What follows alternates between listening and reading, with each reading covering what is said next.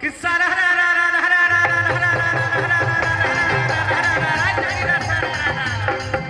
अरे यार कोई माइक लेके बोलो वाह भाई वाह वाह जो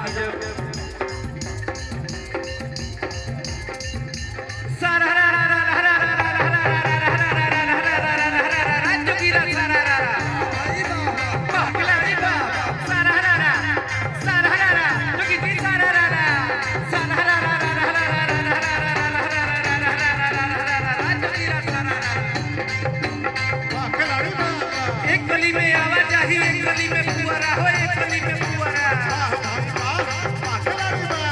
एक गली में आवाजाही एक गली में फुआरा अल्लाह भला भला कचरा किसके द्वारा बोला हाय हाय सारा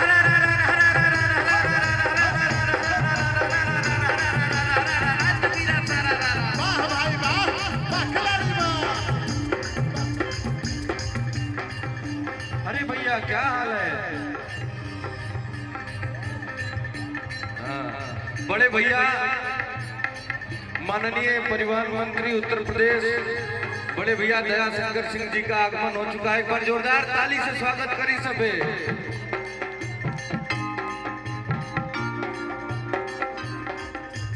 एक सेकेंड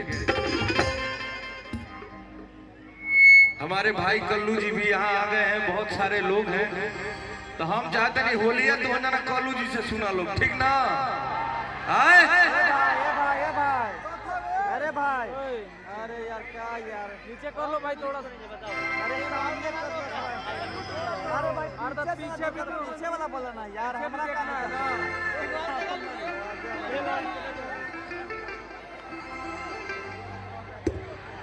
कि सखी बूढ़ावा भगा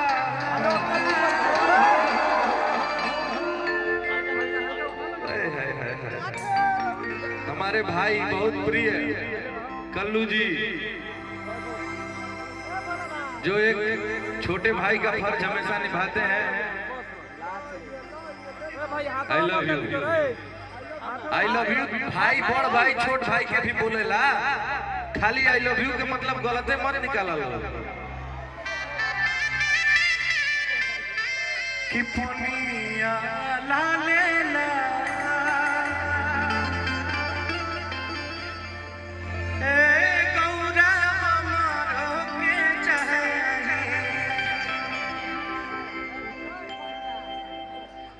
यही तो लइकन खाती बा हेने आके कि सखी बूढ़ावा भटा रोज रोज से जिया के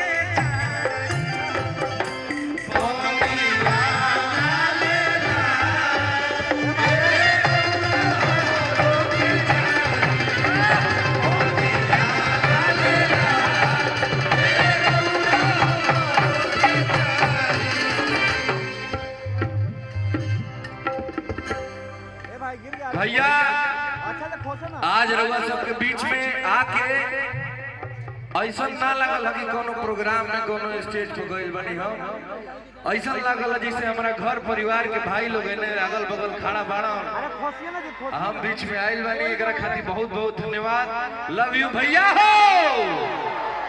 ए रितेश बाबू ऐसा लागल कि आज आर्यन के मौसी के गाँव आई बनी जा।